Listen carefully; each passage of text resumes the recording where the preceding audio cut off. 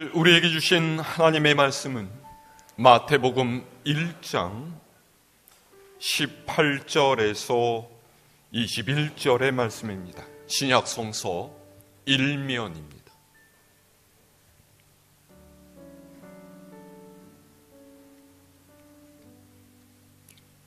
봉독하겠습니다. 예수 그리스도의 나심은 이러하니라. 그의 어머니 마리아가 요셉과 약혼하고 동거하기 전에 성령으로 잉태된 것이 나타났더니 그의 남편 요셉은 의로운 사람이라 그를 드러내지 아니하고 가만히 끊고자 하여 이 일을 생각할 때 주의 사자가 현몽하여 이르되 다윗의 자손 요셉아 네 아내 마리아 데려오기를 무서워하지 말라. 그에게 잉태된 자는 성령으로 된 것이라. 아들을 낳으리니 이름을 예수라 하라. 이는 그가 자기 백성을 그들의 죄에서 구원할 자이심이라 하니라. 아멘. 하나님께서 하시는 일은 항상 사람의 상식을 깨뜨립니다. 그것은 하나님께서 우리를 지으신 분이시기 때문입니다. 이 말은 하나님의 높고 크신 뜻과 생각을 피조물인 사람은 가늠할 수 없고 이해하기도 어렵다라는 뜻이죠. 그래서 하나님께서 이 땅에 펼치시는 그분의 역사를 우리는 기적, 즉 기이하고 불가사의한 일이라고 불러왔습니다. 이 기적의 가장 대표적인 사건이 바로 예수님의 탄생 이야기입니다. 예수님의 탄생 이야기는 그 첫 시작부터 놀랍기만 하죠. 오늘 마태복음의 말씀은 이렇게 시작하고 있습니다. 예수 그리스도의 나심은 이러하니라. 그의 어머니 마리아가 요셉과 약혼하고 동거하기 전에 성령으로 잉태된 것이 나타났더니. 아멘. 누가복음의 예수님 탄생 이야기는요, 그나마 마리아가 어떻게 잉태되었는지를 좀 차근차근 설명하고 있는 데 비해서 마태복음의 저자인 마태는 다짜고짜 마리아가 성령으로 잉태되었다 선언하고 있습니다. 이 대목은 그리스도교의 교리에 익숙하지 않은 사람들, 성경을 처음 읽는 이들을 굉장히 당혹스럽게 만듭니다. 보통 우리가 가지고 있는 일반 상식과 과학적 지식으로는 전혀 있을 수 없는 일이 일어났다라고 하기 때문이에요. 세계의 신화나 전설들을 보다 보면요, 종종 위대한 인물들의 특별한 탄생 이야기를 접할 수가 있습니다. 불교의 시조인 석가모니는 어머니의 오른쪽 옆구리로 출생했다라고 하고요, 로마의 건국 영웅인 로물루스와 레무스는 늑대의 젖을 먹고 자랐다라고 합니다. 우리나라만 보아도 당군 왕검은 하늘의 신인 환인의 아들 환웅과 곰이 사람으로 변한 웅녀 사이에서 태어났다고 하고, 신라의 시조인 박혁것에도 알에서 태어났다라는 이야기가 있지 않습니까? 이런 이야기들은 모두 그들을 신적인 존재로 떠받들고, 그래서 한 민족이나 특정 집단의 우월함을 드러내기 위한 장치들입니다. 그런데 예수님의 어머니 마리아가 성령으로 잉태되었다라는 말은 이와는 좀 다른 깊은 의미가 있습니다. 이 당시 이스라엘을 지배하고 있던 로마는 대제국의 통치를 위해서 자신의 황제를 신격화했습니다.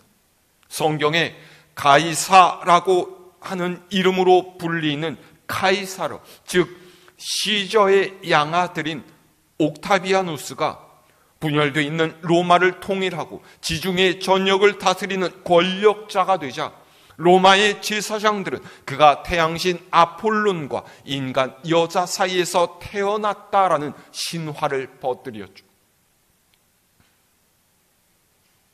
그래서 복음서는 예수님이 철권으로 다스리는 로마 황제와는 전혀 다른 새로운 질서를 가져올 완전히 다른 신적 존재라는 것을 드러내기 위해서 그분께서 성령으로 잉태되었다라는 사실을 기록해 놓고 있는 거예요.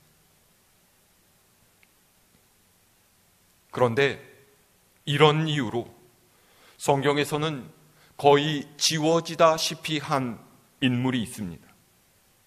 그 사람 바로 요셉입니다. 이 요셉은요, 야곱의 11번째 아들이 아닌 마리아의 남편 요셉이에요. 요셉은 예수님 탄생 이야기와 애굽으로의 피신 이야기에 잠깐 등장할 뿐이지 거의 없다시피 한 사람이나 마찬가지입니다. 하지만 우리는 예수님의 탄생에 있어서 요셉의 역할을 간과해서는 안 됩니다. 그 또한 하나님께서 그분의 아들을 이 땅에 보내시기 위해 선택하셨던 굉장히 특별한 사람이었기 때문이죠. 좀 전에 읽었던 18절의 말씀은 요셉이 마리아와 약혼한 사이였다라고 이야기를 하고 있습니다. 유대 전통에 따르면요, 약혼한 두 사람은 이미 법적인 부부로 인정을 받습니다. 그래서 19절에서 요셉을 마리아의 남편이라고 호칭하는 이유는 바로 이 때문이에요. 그렇지만 약혼을 했다고 해서 실질적으로 부부가 같이 살 수 있는 것은 아니었습니다. 약혼한 여성은 1년 동안 친정에 머물면서 신부 수업을 해야만 했어요. 이 당시의 여성은 가축을 돌보고 빨래와 설거지를 하고 물레를 돌려서 씨를 뽑아내고 가족이 먹을 식사를 준비했습니다. 우물에서 물을 떠오고 샛길과 들판으로 다니면서 땔감으로 쓸 마른 나뭇가지를 주워 오는 것도 여성들의 몫이었죠.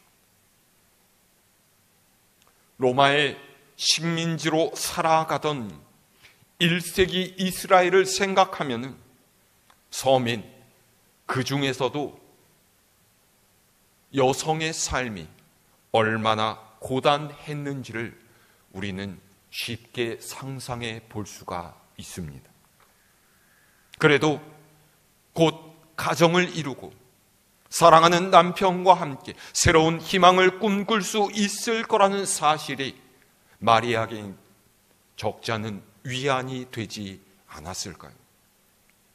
요셉 또한 마리아와 함께 살게 될 미래를 그리면서 그의 피곤한 일상을 견디어내고 있었을지도 모릅니다.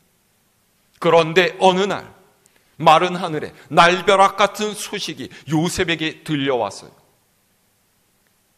약혼녀 마리아가 자신도 모르는 사이에 임신했다라는 거죠. 여러분, 이때 상상해 보십시오. 요셉이 얼마나 놀랐겠습니까? 또 얼마나 마음이 쓰라렸겠습니까? 아니, 사실은 이 정도가 아닐 거예요. 분노가 치밀어 오르고 당장이라도 쫓아가서 머리끄댕이를 쥐고서 도대체 왜 그랬느냐라고 소리 지르고 싶지 않았겠습니까? 사실 겪어본 사람이 아니라면 아무도 한순간에 배신을 당한 요셉의 심정을 이해할 수는 없을 거예요. 만약 이런 일이 오늘날 일어난다라면 우리가 어떻게 대응하겠습니까? 고소를 하고 손해배상을 청구할까요? 인터넷에다가 사연을 올려서 하소연을 하고 SNS에 자초지종을 게시해서 망신을 주었을까요? 사실 모세의 율법은 이에 대해서 굉장히 엄한 처벌을 해야 한다라고 지시하고 있습니다. 신명기 22장 23절에서 24절 말씀은요, 이렇게 되어 있어요. 처녀인 여자가 남자와 약혼한 후에 어떤 남자가 그를 성읍 중에서 만나 동침하면 너희는 그들을 둘 다 성읍 문으로 끌어내고 그들을 돌로 쳐 죽일 것이니 그 처녀는 성 안에 있으면서도 소리 지르지 아니하였으며 그 남자는 그 이웃의 아내를 욕보였음이라. 너는 이같이 하여 너희 가운데에서 악을 제할지니라. 아멘. 그러니까 율법에 따르자면 요셉은 마리아가 다른 사람과 정을 통해서 임신했다라는 사실을 지역사회에다가 알리고 모세가 이른 대로 돌팔매질을 해서 죽이도록 해야 했다라는 거죠. 그것이 죄악을 이스라엘 공동체 내에서 뿌리 뽑기 위한 것이라고 여겨졌기 때문입니다.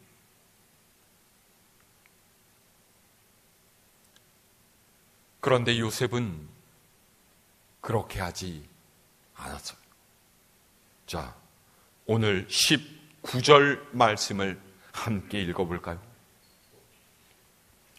시작. 그의 남편 요셉은 의로운 사람이라 그를 드러내지 아니하고 가만히 끊고자 하여. 아멘. 요셉은 이 사실을 드러내지 않고 그저 가만히 끊고자 했다라고 합니다. 그러니까 조용하게 파혼하려고 했다라는 것이죠. 어떻게 이런 상황에서 이렇게 의연하게 대처할 수 있었을까요? 여러분, 이게 얼마나 대단한 일인지 이해하시겠습니까? 실제로 요셉은요, 굉장한 마음의 상처를 받았을 거예요. 이 일이 트라우마가 돼서 앞으로 평생 결혼하지 않으리라 작정할 수도 있는 일이죠. 그런데 요셉은 자신의 마음이 무너져 내리는 그 순간에도 상대방인 마리아를 생각해 줄 수 있는 그런 사람이었다라는 거예요. 그래서 사실을 밝히지 않고 그저 조용히 끊고자 했어요.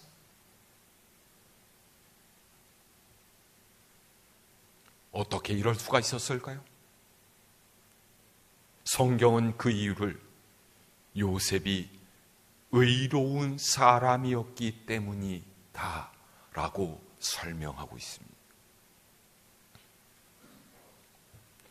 의로운 사람이라는 말이 무슨 뜻일까요?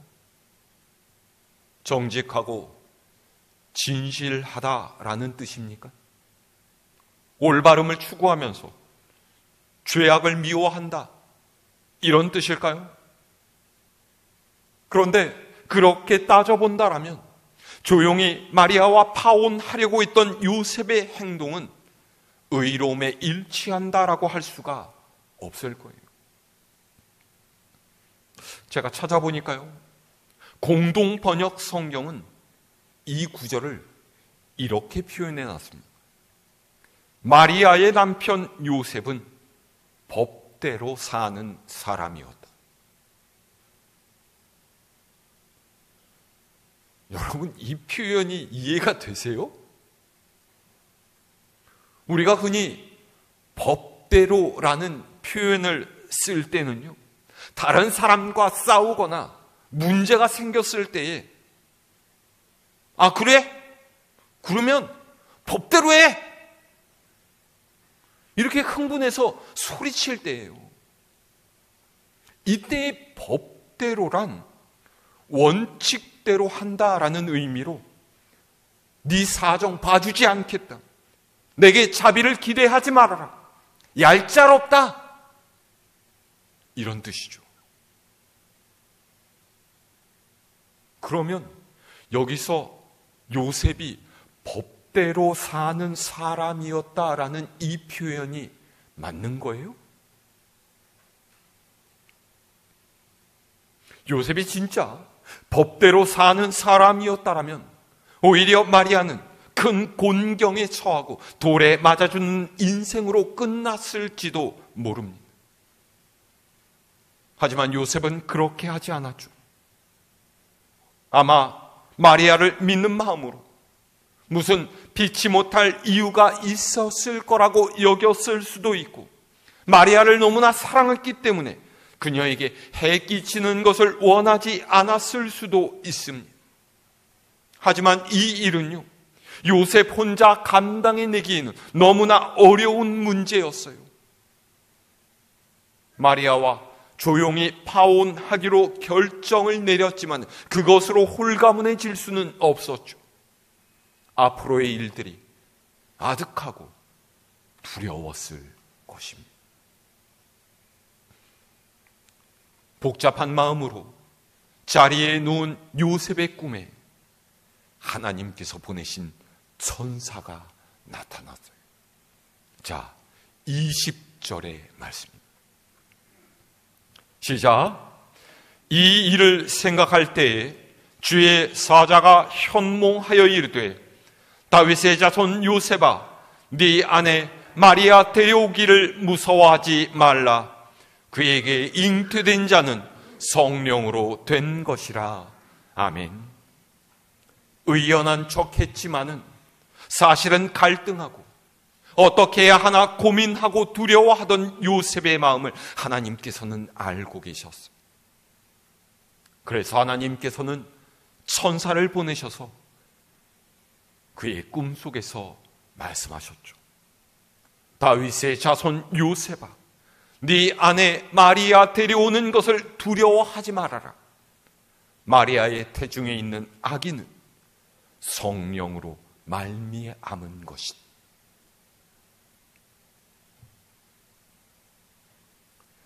요셉은 정말 법대로 사는 사람이었어요. 그런데 그 법은 세상의 법이 아닙니다. 세상과는 전혀 다른 하나님 나라의 법이고 하나님의 뜻이에요. 그러니까 요셉의 의로움은 인간의 논리와 세상의 가치를 따르는 것이 아닙니다. 세상과는 다른 하나님의 말씀에 근거한 가치이고 하나님을 경외하는 마음으로부터 생겨난 것이었어요.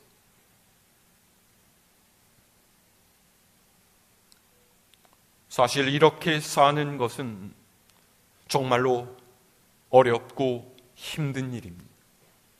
모든 사람이 세상의 법대로 살아갈 때 자신만 다른 방식으로 산다라면 어떻겠습니까?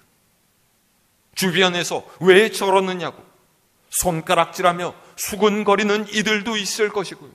때로는 내가 잘못 살고 있지는 않은지 걱정도 되고 직간접적으로 세상에 맞춰서 살라고 압박도 받을 거예요. 요셉도 이것을 모르지 않습니다. 그래서 갈등하고 고민했던 것이고 그 고민 끝에 하나님 나라의 법을 선택했지만은 현실에 맞서야 하는 두려움이 분명히 그의 안에 존재했을 거예요. 그래서 하나님께서는 천사를 보내셔서 마리아 태중의 아기가 성령으로 잉태되었다라는 것을 요셉에게 알려주시죠. 그리고 이 일은 하나님께서 미리 예정하셨던 구원의 역사라는 것도 가르쳐 줍니다. 자, 21절에서 23절까지 함께 읽습니다. 시작. 아들을 낳으리니 이름을 예수라 하라. 이는 그가 자기 백성을 그들의 죄에서 구원할 자이심이라 하니라. 이 모든 일이 된 것은 주께서 선지자로 하신 말씀을 이루려 하심이니, 이르시되 보라, 처녀가 잉태하여 아들을 낳을 것이요 그의 이름은 임마누엘이라 하리라 하셨으니, 이를 번역한즉 하나님이 우리와 함께 계시다 함이라. 아멘. 천사는 태어날 아기의 이름이 예수라고 알려줍니다. 이름의 뜻이 뭐라고요? 자기 백성을 죄에서 구원할 자예요. 그리고 이 모든 일은 하나님께서 이사야 선지자를 통해서 말씀하셨던 바를 이루려 하시는 그분의 계획이라는 것도 알려주죠. 요셉도 다윗의 후손이었고 유대교인이었기에 이사야 선지자가 예언했던 메시아 이야기를 몰랐을 리가 없습니다. 그런데 그가 그저 오래된 예언으로만 알고 있던 일이 이제 현실이 되어서 진행되고 있는 거예요.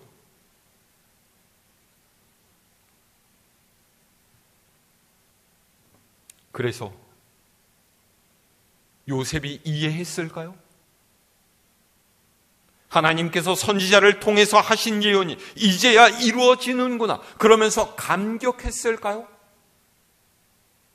자신이 구원의 역사에 동참하게 된 것을 기뻐하면서 갖고 있던 두려움과 걱정들을 모두 다 헐헐 날려 보냈겠습니까? 할렐루야! 많고 많은 이들 중에 내 가정을 택하셔서 하나님을 일을 이루시는 놀라운 하나님 은혜를 감사합니다. 그러면서 찬양했겠습니까?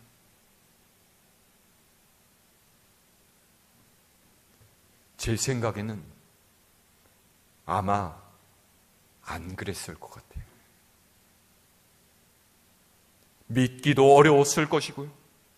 10분 양보해서 이것을 이해한다라고 해도 왜 하필 나에게 이런 일이 일어났을까? 나는 그저 다른 사람들처럼 평안하고 조용하게 가정을 이루어서 살고 싶었을 뿐인데 그런 마음이 들지 않았겠습니까?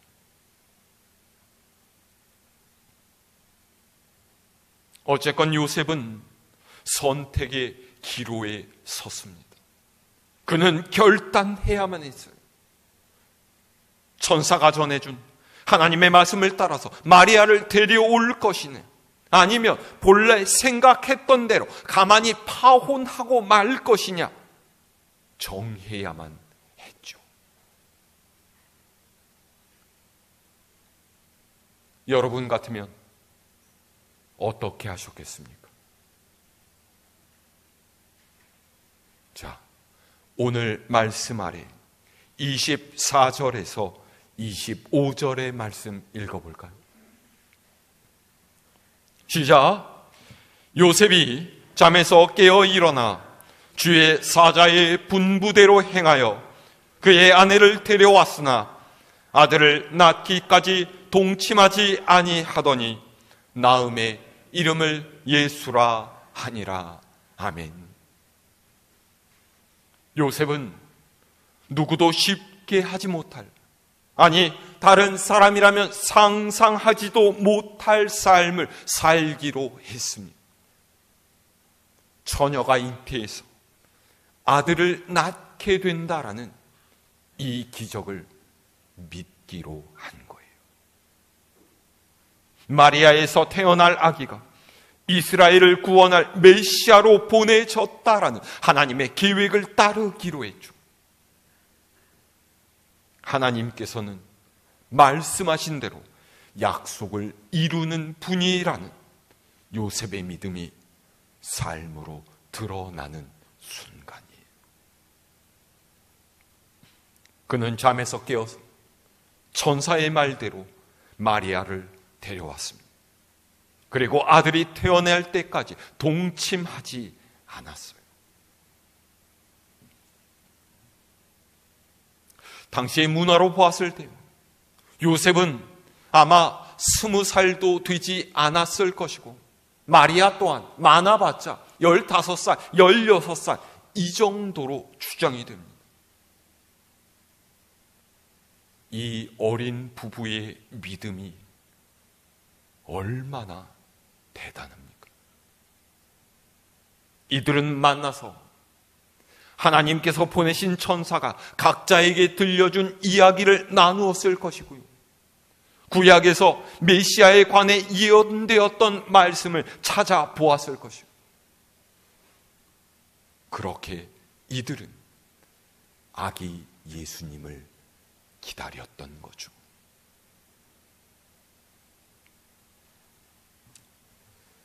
저는 오늘 말씀을 묵상하면서 왜 하나님께서 요셉에게 앞으로 일어날 일을 미리 알려주시지 않았을까라는 그런 생각을 했습니다.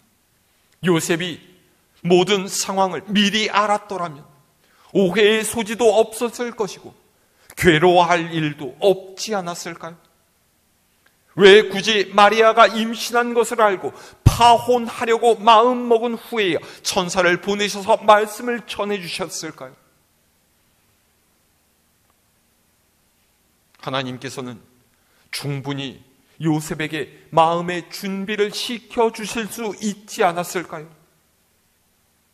혹시 하나님께서는 요셉을 테스트하신 것일까요? 요셉이 끝까지 마리아를 지키고 예수님께서 이 땅에 태어나도록 할 수 있는 인물인지를 확인해 보신 걸까요?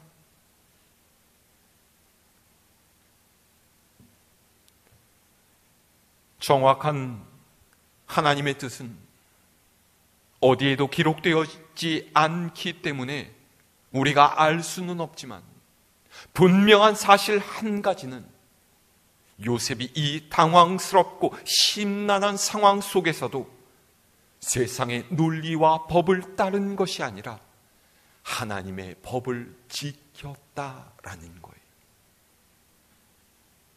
이런 요셉의 모습을 성경은 그는 의로운 사람이었다라고 기록한 것이죠.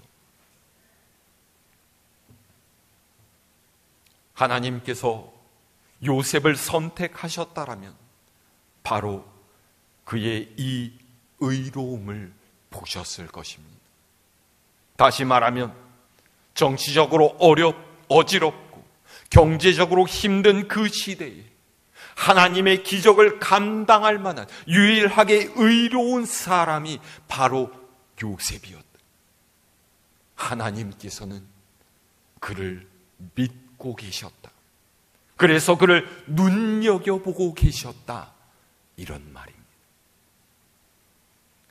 요셉도 그렇고 마리아도 그렇고 이들은 모두 하나님의 말씀 앞에 진지한 사람들이었어요.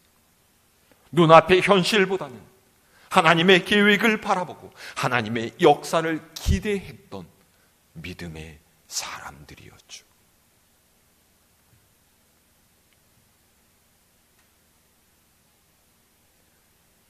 오늘 우리는 어떤 사람들입니까?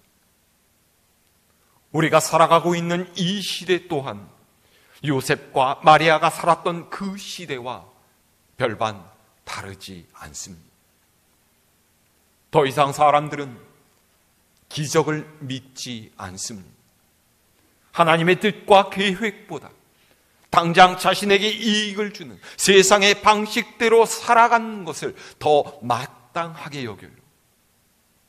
인생을 주관하시고 인도해 가시는 하나님의 섭리보다 내 욕망과 내 바램을 이루는 것을 더 중요하게 여기는 것이 오늘 이 세대의 모습입니다. 그러나 하나님께서 원하시는 사람은 그런 중에도 하나님을 바라보는 사람이에요. 하나님의 말씀에 귀 기울이는 사람입니다. 하나님의 꿈을 나의 것으로 받아들이고 하나님의 계획을 내 삶을 통해서 실천해가는 사람, 그 사람이 바로 의로운 사람입니다. 난감하고 곤란한 처지, 도저히 받아들일 수 없는 상황 속에서도 하나님의 말씀을 믿고 따랐던 요셉의 모습이 오늘 우리의 모습이 될 수 있기를 바랍니다. 주님을 기다리는 우리의 마음이 그저 형식적인 것이 되지 않기를 바랍니다. 믿음을 품은 인내로 힘겨운 오늘을 견디어가며 소망을 담은 시선으로 하나님을 바라보고 신실한 순종으로 하나님의 뜻을 삶 가운데서 실천해가는 여러분 모두가 되시기를 바랍니다.